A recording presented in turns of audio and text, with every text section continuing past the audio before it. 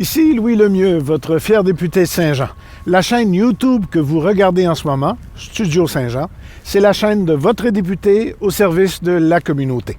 L'idée, c'est de communiquer plus et de communiquer mieux pour aider les gens de la communauté à aider ou se faire aider par les gens de la communauté. Comme ceci. Bonjour, bienvenue au Studio Saint-Jean. Mon nom est Luc Archambault. Aujourd'hui, je reçois une personne qui va sûrement être importante dans la vie de plusieurs personnes dans le Haut-Richelieu par les temps qui courent, en raison de pandémie, puis de tous les programmes qui existent maintenant pour venir en aide aux gens. J'aimerais vous présenter Mme Thérèse Fortier. Bonjour, Mme Fortier. Bonjour, M. Archambault. Merci de venir nous jaser. Moi, je n'étais pas au courant que le comité chômage, il y avait un comité chômage qui, à ce que j'ai pu comprendre, pouvait donner un coup de main à ceux qui cheminent à l'intérieur, justement, d'une demande de chômage ou une demande de revenus d'appoint ou peu importe. J'aimerais ça que vous m'en parliez un peu de ce comité-là et qu'est-ce qu'il fait. Bien, le comité chômage est venu au monde en 1994. Ouais. Or, donc, on a cheminé depuis plusieurs années. Effectivement, on est peu connu à cause souvent du manque de ressources qui fait qu'on ne peut pas faire de publicité, Ouais. mais le bouche à oreille, beaucoup. Ben, Alors, notre mission de base est d'informer, Oui. d'aider et de défendre tous les gens qui ont des litiges avec l'assurance-emploi. Ah, parce qu'il y en a qui ont des litiges. Un tantinet soit-il. Je ne suis pas vraiment au courant de toutes ces lois-là, mais ça semble être une loi qui est quand même assez grande et assez peut-être complexe ou compliquée pour quelqu'un qui n'est pas nécessairement exposé à ça tous les jours, de cheminer à l'intérieur de ça. Donc, vous avez, j'imagine, des services d'accompagnement ou de conseils ou... Effectivement, la loi est très complexe. On dit toujours que c'est la deuxième loi la plus complexe après celle des impôts. Ah bon? Alors, notre cheminement, oui, effectivement. La personne qui se retrouve avec une problématique, peu importe la problématique, s'adresse à nous. Oui. Or, donc, première des choses, on est à l'écoute de l'individu. Oui. On regarde ce qu'on peut faire pour régler sa problématique. On est capable de dire si oui ou non il y a des alternatives. Suite à ça, on peut émettre des demandes de révision à la commission et qui souvent arrivent avec des avis de décision sur lesquels ils ont eu gain de cause. Ah, c'est bon. Si le gain de cause n'est pas fait, on peut toujours accompagner la personne pour aller au tribunal de la sécurité sociale. On fait la démarche et on l'accompagne OK. jusqu'au tribunal. Ah, je ne savais même pas qu'il y avait un tribunal. C'est rendu élaboré pas mal. Bien, ça se trouve être des tribunaux administratifs, Oui, OK. mais ça demeure qu'il faut monter des dossiers, Ouais. ça prend de la recherche, ça prend beaucoup d'investigation. J'imagine. Mais là, avec la pandémie maintenant là, dans laquelle on vit, j'imagine que ça, avec les multitudes de programmes qui semblent sortir toutes les semaines pour aider le monde, justement, ça doit compliquer un peu les choses pour vous ou ça diversifie peut-être les causes? Effectivement, ça a diversifié le travail parce que les premières semaines de pandémie, on a été comme plusieurs travailleurs. On a dû faire du télétravail à la maison. Alors, on n'est pas dans nos dossiers, on n'est pas dans nos... Et souvent, on travaille à partir de nos propres instruments personnels. Oui. Alors, à ce moment-là, ça a été plus difficile. Nous, ce qu'on a fait à un moment donné, c'est qu'on a dit, bon, on revient au travail, on est 2 travailleurs. Alors, on a dit, on se partage les semaines de travail pendant qu'un travailleur était là, l'autre travaillait chez eux, et pour justement accompagner les gens. Parce que la problématique qu'on a vue, c'est au temps de la pandémie, les gens, première des choses, ne savaient pas où s'enligner pour faire leur demande. Oui, OK. OK? Moi, je suis un travailleur. Où je vais? Qu'est-ce que je fais? De quelle façon dois-je le faire? OK. Alors, on les accompagnait. On leur disait, vous avez travaillé, faites votre demande à l'assurance-emploi. Vous n'avez pas travaillé, allez vers l'Agence de Revenu Canada. OK. On les dirigeait, on donnait les numéros de téléphone, on allait vers ça. On a aussi vu un nouveau... C'est pas un problème, c'est une nouvelle facette du travail. C'est les aînés qui sont sur le marché du travail, Ah ouais? qui, eux, ça fait plusieurs années qu'ils n'ont pas reçu d'assurance emploi. Où on va, qu'est-ce qu'on fait? On n'a pas d'ordinateur, on n'a pas Internet, on n'a pas... Alors, ce qu'on faisait, c'est qu'on faisait avec eux, par téléphone, on faisait leur demande. Ah, mon Dieu. Alors, suite à ça, on a eu plusieurs demandes à faire. Ça fait un accompagnement qui s'alourdit un peu plus parce que, justement, les gens n'ont pas vraiment d'autonomie de ce côté-là pour faire leur démarche.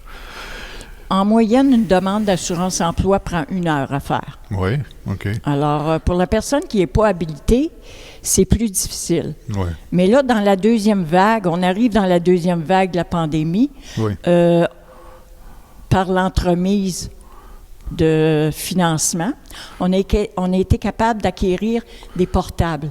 OK. Alors, ce qu'on fait aujourd'hui, la personne qui n'est pas habilitée, qui n'a pas les ressources nécessaires, on leur dit, venez au bureau, on les reçoit, toujours avec les mesures de sécurité, Oui.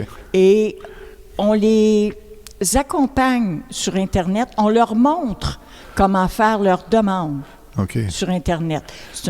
On donne une mini-formation Oui, en OK. les accompagnant. OK. Maintenant, c'est des lois, ces choses-là, qui encadrent toutes ces demandes-là. Le langage des lois, souvent, c'est pas nécessairement très, très clair, ou en tout cas aussi évident pour quelqu'un qui n'a jamais fait de demande ou très peu de demandes d'aide de ce côté-là. J'imagine que c'est plus qu'une petite information. En quelque part, presque vous devez faire la demande pour eux autres. Bien, c'est une forme de formation parce qu'effectivement, quand on entre dans les questions pointues, souvent, les gens, ils ne savent pas ça marche par quelle coche doivent faire un X dessus ou bon, c'est quoi pourquoi j'ai été licencié? Est-ce que j'ai été mis à pied? Est-ce que j'ai été congédié? Est-ce que j'ai fait un départ volontaire? C'est quoi ma première journée de travail? C'est quoi ma dernière journée de travail? J'ai combien d'heures de cumulé? C'est toutes ces choses-là. Ouais, okay. Parce que c'est tout inscrit sur un relevé d'emploi. Ouais. Mais la personne, quand elle voit ça, souvent, elle tombe des nues parce qu'elle dit « C'est quoi ce papier-là? » C'est ça. Il n'y a pas de repère, finalement, par rapport à ces choses-là. Exact. Et là, bon, il y a eu la PCU, évidemment, qui a fait son chemin. Maintenant, elle s'est transformée, on dirait, en chômage. C'est ça ou je me trompe, là? Au début, le travailleur. On va parler d'un travailleur. Okay. Devait faire sa demande d'assurance emploi à Service Canada. L'assurance emploi, OK. OK. Automatiquement, il était dirigé vers la PCU. Ah bon?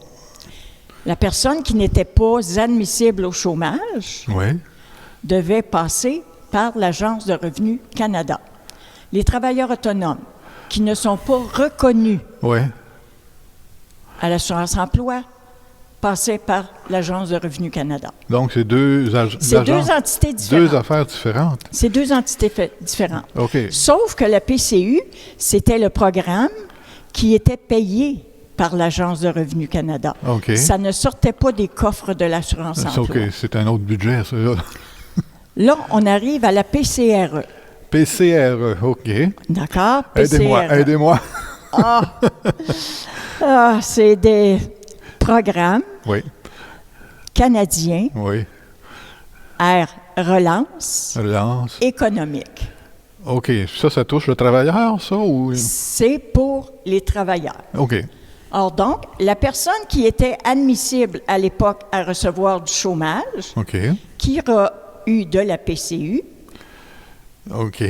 automatiquement est retournée à l'assurance emploi. OK. Je comprends pourquoi faire que le comité chômage a sa raison d'être. Et la personne qui avait fait sa demande par l'Agence de revenus Canada refaisait une demande de PCRE à l'Agence de revenus Canada. OK. Donc, ça, il y a un travailleur qui a fait une demande d'assurance chômage, qui est dirigé automatiquement vers la PCU, qui, ensuite de ça, faut qu'il fasse, lui, ce travailleur-là, quand la PCRU faut qu'il refasse une demande? Il ne refait pas de, pas de demande. Il est transféré automatiquement, à l'assurance emploi.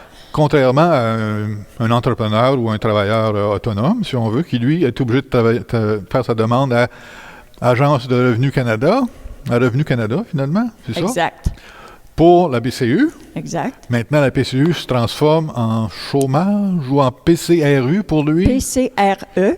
PCRE, Programme canadien de relance économique. OK. Et notre travailleur autonome doit toujours faire sa demande. Il faut qu'il fasse une nouvelle demande. Exact. À l'Agence de Revenu Canada. OK, il faut qu'il sache, là. Il faut qu'il s'intéresse à ça, là. Faut que les gens soient à l'affût. Oui. Faut qu'ils soient à l'affût, il faut qu'ils écoutent. Et souvent, je vais vous avouer, c'est pas clair. C'est pas clair. C'est pas clair. Il y en a plusieurs qui ont des questions. Et puis, est-ce que je peux travailler? Je reçois de la PCRE. Est-ce que je peux travailler? Est-ce que je peux retirer des argents? Qu'est-ce qui va m'arriver? Oui, OK. Mais ces revenus-là ou cette aide-là, j'imagine qu'en quelque part, ça va finir sur le rapport d'impôt, puis que...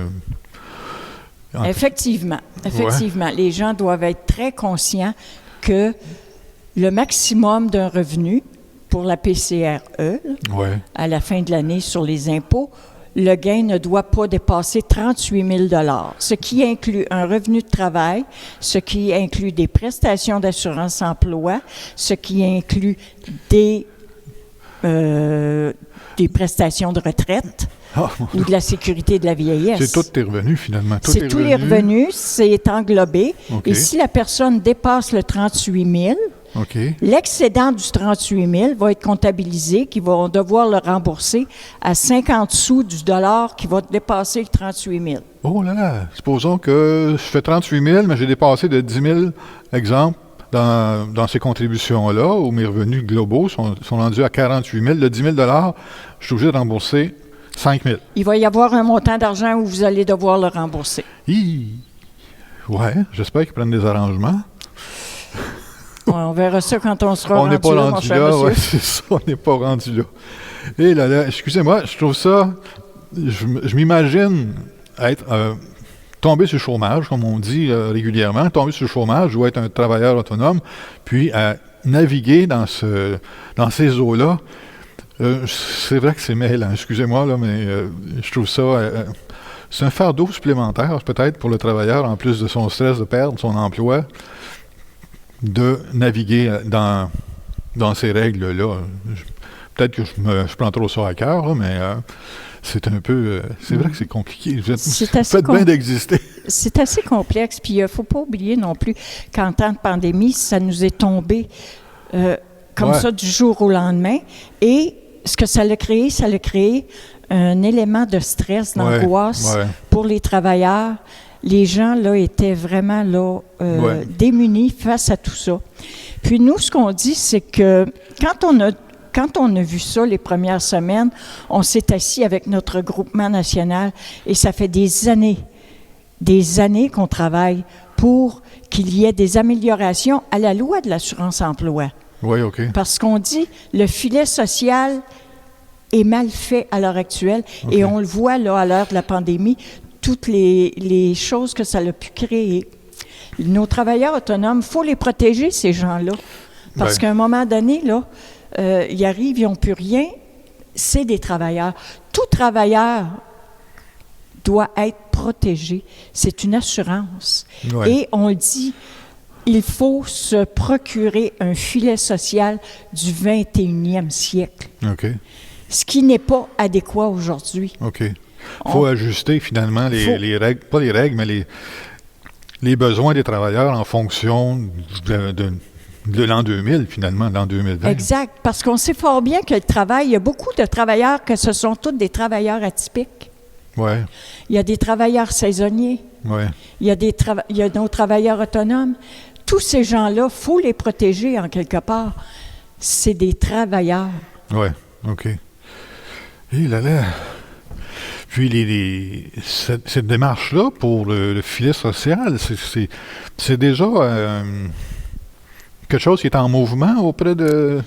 Bien, nous, le Conseil national des chômeurs et chômeuses, on est 9 regroupements sur lesquels on s'assoit et qu'on essaie de repenser à qu'est-ce qui pourrait être potable pour protéger les travailleurs. OK. Et il y a des pistes de solutions qui ont sorti. Oui. On a modulé un document qui s'appelle « Il faut repenser le filet social ». Oui, OK. Il est disponible sur le site lecnc.com, OK. si les gens veulent aller voir, parce qu'on dit qu'il faut protéger les gens qui sont en maladie aussi, Oui. parce qu'un travailleur à 15 semaines de maladie, il va pas loin. Ben, il ne faut pas qu'il soit malade longtemps. Et voilà. Et il y a tout le système aussi des congés parentaux. OK. C'est une autre facette qui est On de- touche vraiment au tissu social, là, les conditions de vie, finalement. les conditions de vie. Nos régions éloignées de l'Est du Québec, Oui. qui, eux, sont des travailleurs saisonniers. OK. C'est pas le travailleur qui est saisonnier, pardon, c'est le travail. C'est pas Ouais. parce qu'il veut pas travailler, c'est parce qu'il n'y en a pas de travail. OK. Alors, OK. c'est toute cette englobalité-là qu'on regarde puis qu'on dit, bien, en quelque part, là, qu'est-ce qu'on pourrait faire pour améliorer? Il y a un réalignement majeur à faire, j'imagine, de ce côté-là. Hein? Il y a un gros travail à faire. Et présentement, ce qu'on fait, on fait beaucoup de représentation auprès des élus Oui. fédéraux. Oui. Comme vous le savez, rien ne se fait en présentiel, or donc, on est tous En télétravail. en ouais. télétravail et par Zoom. Oui. Mais on ne lâche pas la bataille. On continue à faire nos revendications et on va aller jusqu'au bout s'il faut. Mais il faut qu'il y ait un dénouement en quelque part. Et présentement, le gouvernement fédéral, ce qu'il nous a montré, c'est qu'il a été capable de mettre des mesures temporaires. Oui, OK. Ils se sont revirés sur un dixaine. Oui. Ils ont mis une mesure temporaire, mais cette mesure temporaire-là, là, mettez-la donc permanente. Oui, OK. L'idée est bonne. L'idée est bonne. C'est ce qu'on dit. Cessez d'émettre des mesures temporaires pour émettre des mesures permanentes. OK. Et quand on parle de mesures permanentes, je vous parlais tantôt de prestations d'assurance chômage maladie. Oui. Depuis 1971 que les semaines applicables sont à 15 semaines. 1971, ça fait quasiment 50 ans, ça. Là. Les besoins d'il y a 50 ans sont pas les mêmes que ceux d'aujourd'hui. sûrement. Effectivement. Alors, c'est pour ça qu'on dit, allez en profondeur, allez creuser et amener quelque chose qui peut être valable pour les travailleurs. Vous avez un gros travail à faire. Je vous encourage à le continuer, mais évidemment, ça prend beaucoup de détermination, je pense, pour rendre ça à terme. J'avais une question comme ça qui me pop, là. Vous parlez ou vous aidez combien de personnes par semaine, par jour? Combien de demandes vous traitez? Parce que vous devez être Écoutez, inondé, c'est comme rien. Moi, je vous dis, les premières semaines de pandémie, là, Ouais. ça a été de 4 à 500 appels par semaine. Par semaine, Par quand semaine. même. C'est beaucoup d'appels, ça, là. Oui, c'est beaucoup. Puis avec, comme je vous ai dit, on couvre un grand territoire. Ouais, Et puis, mais on travaille beaucoup par courriel aussi. OK. Les gens nous écrivent Oui. sur notre adresse info. Oui. Ils nous posent les questions, on retourne les questions. Ou si c'est des questions qui sont plus pointues, on travaille par téléphone. OK. On essaie là, de pas en oublier. Là. Oui, c'est sûr, c'est sûr. Mais 500 appels par semaine, quand même, là. C'est beaucoup de travail, c'est beaucoup de travail. Mais il faut le faire, puis on le fait pour le bien des citoyens. Je vous comprends. Si, supposons, vous aviez un souhait à lancer là, dans l'air comme ça, là, pour le... C'est ça lequel? Oh, je vais me permettre. Ça serait que nos élus puissent être capables de s'asseoir, Oui. puis de dire une fois pour toutes, là, on va trancher la question, puis on va en faire une réforme, mais elle va être faite en profondeur, puis elle va être faite pour les 20 prochaines années. C'est un beau souhait. C'est un beau souhait. Je vous souhaite pouvoir faire réaliser ce souhait-là pour plusieurs travailleurs et travailleurs autonomes présentement déjà un peu dans le besoin, sûrement beaucoup même dans le besoin. Parce qu'on sait, on le sait, on le voit, la tendance chez nos jeunes professionnels va beaucoup vers les travailleurs autonomes. Oui, C'est de plus en plus fréquent. oui. Alors, comme je vous disais, ces gens-là, à un moment donné, il va falloir qu'ils soient protégés en Il quelque faut part. quand même qu'ils soient protégés. Ils font partie de la société aussi, ils contribuent à la société, donc Et voilà. Écoutez, j'aurais probablement 100 000 questions à vous poser encore. Est-ce qu'il y en a une que j'aurais dû vous poser, que j'ai oubliée? Oui, Seigneur, j'en ai tellement en tête, Alors, prenez-en une, juste une. Oh. Moi, je vous dirais, la question que vous auriez pu me poser, qu'est-ce qu'on peut faire pour, justement, propager la nouvelle OK. aux citoyens? OK. Comment on peut dire, écoutez, cette loi-là est importante. Que vous ayez été travailleur antérieurement, que vous soyez à votre retraite, vous avez des enfants, vous avez des petits-enfants OK. qui sont travailleurs. Ouais. Intéressez-vous à cette loi et plus on va en parler, peut-être qu'il va y avoir des choses qui vont aboutir. Ah, bien, c'est le souhait que je vous souhaite, qu'on se souhaite à tout le monde. Je vous remercie infiniment, Mme Fortier, de cette rencontre-là. J'ai adoré les informations que j'ai reçues. Je vais essayer de digérer tout ça aussi. J'espère aussi que les gens vont retenir les adresses courriels, votre page Facebook, votre numéro de téléphone. Peut-être que ça va vous emmener peut-être plus que 500 personnes par semaine, mais le besoin est là, je pense. En tout cas, on est là, puis tant qu'on va être là, on va essayer de faire du mieux qu'on peut. Parce qu'au début de la pandémie, même nous, on était à l'affût de ce qui sortait journalièrement. Là. C'était pas, on n'avait pas des nouvelles avant que ce soit. Là. On naviguait au travers de tout ça comme on pouvait. Eh, Seigneur. Je vous remercie beaucoup, Mme Fortier. Ça a été un plaisir, M. Archambault. Bien belle rencontre. Merci. Au revoir. Bonjour.